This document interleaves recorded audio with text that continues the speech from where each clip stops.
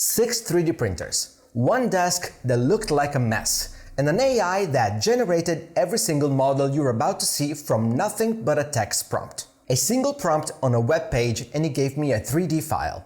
I printed it. That's the entire pipeline, and I genuinely didn't think would work this well. So today I'm doing a full desk makeover using nothing but AI-generated models across basically every printer I own. The A2L, the P1S, the P2S, the H2D, the H2C, and the Elegoo Centauri Carbon is in there too. 6 different machines, one goal. Turn my desk from chaos into something that actually looks designed. But here's the catch. AI 3D generation is not magic. Some of these came out almost perfect. Some of them needed real work in Bambu Studio before they were even printable. So let's find out which one is which. Okay ragazzi, layer by layer, let's print it. My name is Alessio and this is PixelForge Lab. Before we get into it, one thing. Right now, only 1.7% of you watching this are actually subscribed. If you're enjoying this kind of build, real tests, review and upgrades, the subscribe button costs you nothing, and it generally helps this channel keep going. That's all I'm asking, let's get back to it. First thing I typed in was simple. A pen holder that looks like 3 small filament spools stacked together. Now, if you ever tried modeling something like that from scratch in Fusion or even in a simpler CAD tool, you know that's not a 5-minute job. Spokes, hub, flanges all lined up, that's actual design work. I hit generate, and what came back was, honestly, almost perfect. Almost, because it wasn't quite ready to print as is. The scale was off, so I had to bump it up. And the middle of the spool was solid, which meant I had to go in and cut a negative cylinder right through the center. Otherwise, you're not holding any pens, you're holding a paperweight. I also had to split the bottom so it would sit flat on the desk. That's the part nobody talks about with AI-generated models. The base geometry is almost never clean out of the box. There's always a little bit of human cleanup required.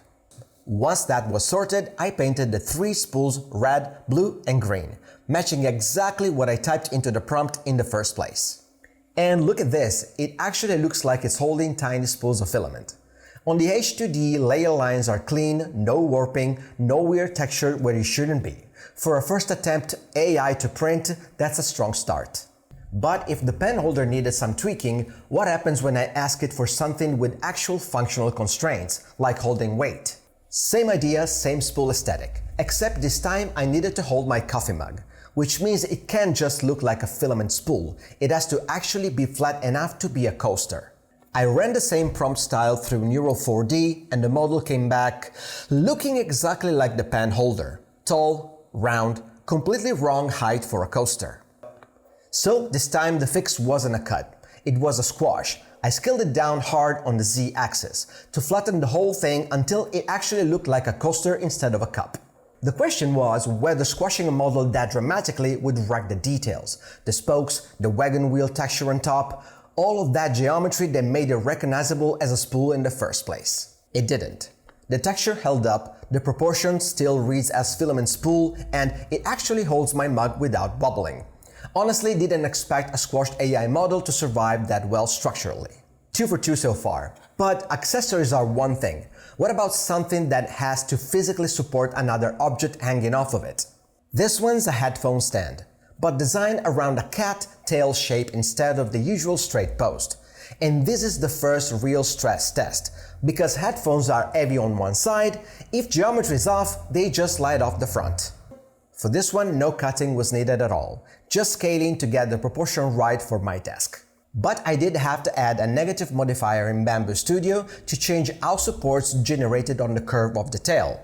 Without it, the print would have needed supports in exactly the spot where headphones rest, which would have meant a rough surface right where it matters most. I also threw a fuzzy skin texture onto the tail itself, just to give it that soft, textured look instead of plain smooth plastic. And there it is. Headphones on, no sliding, no sagging. The fuzzy skin actually sells the illusion that this is fabric like fur rather than a rigid piece of PLA. This is probably my favorite result of the whole video so far. 3 prints in, and every single one needed some kind of manual fix. So I started wondering, is there anything AI could generate that would print completely untouched? This next one's a desk tray. printed in a plain unpainted cream PLA with a concentric wood grain-like contour texture radiating across the inside. Meant to just catch pens, small items, whatever ends up loose on your desk by the end of the day. And this is where I have to actually talk about how this entire video happened in the first place, because none of these 5 prints exists without Neural 4D. Here's the thing about 3D modeling. It's the actual bottleneck for most people who want to make their own stuff. You can own every printer I own, 6 of them are sitting right here, and it means nothing if you can't design what you want to print. Neural 4D skips that step entirely. You type what you want, a pen holder that looks like filament spool, a cat-tail headphone stand, whatever's in your head, and it generates a real 3D model you can drop straight into Bambu Studio. Is it perfect every time? No, and I'm not going to pretend it is. You saw me cutting cylinders, squashing Z-axis, adding modifiers. The base geometry especially needs a human hand almost every time. But going from a sentence to a printable file in minutes instead of hours of CAD work I don't have the patience for, that's the trade I'll take. If you want to try generating your own desk accessories, there's a link in the description down below. Now, back to the tray because this one had its own little problem. Just like almost every other print in this video, the bottom needed a cut to get it flat. AI generation is consistently bad at the base of an object. It's like it assumes everything just floats. Once that was fixed though, this turned out great. The engraved texture actually helps grip small items instead of letting them slide around, which I didn't even ask for specifically, it just came out that way. 4 prints down. But I saved the most ambitious one for last, because this next print is actually 5 separate prints, and I wasn't sure all 5 would even look like they belong together. The last category is purely decorative. Abstract desk sculptures. No function, no weight to hold, nothing to support. Just, does this look good sitting on my desk? I ran 5 different abstract prompts through Neural 4D back to back, and every single one came back looking wildly different from what I expected, in a good way. Sculpt 1.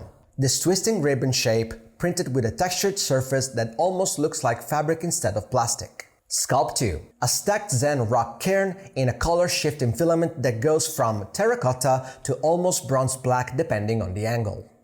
Sculpt 3. This angular, origami-like flame shape, grading pink to tan. Sculpt 4. Another spiral, this time in a silk filament that shifts between icy blue and sea foam green depending on the light. And Sculpt 5. A wave-like twisted ribbon in periwinkle silk sitting on its own little riser base. Every single one of these needed the same base cut and fix as everything else in this video. But here's what actually surprised me. Lined up next to each other, they don't look like 5 random AI experiments. They look like a matching set. Same design language, different shapes. I did not expect that consistency going in blind with 5 separate prompts. So here's the full desk. 6 accessories generated from text. Printed across 6 different machines, cleaned up by hand where it mattered. Was every model perfect straight out of the AI? No. Was it dramatically faster than modeling all of these from scratch myself? Absolutely no contest. If I had to be picky, the base geometry is the one thing Neural 4D consistently gets wrong. And if that gets fixed in the future update, this becomes almost a no-tweak pipeline. For now though, my desk looks better than it has in months, and none of it existed as a file yesterday.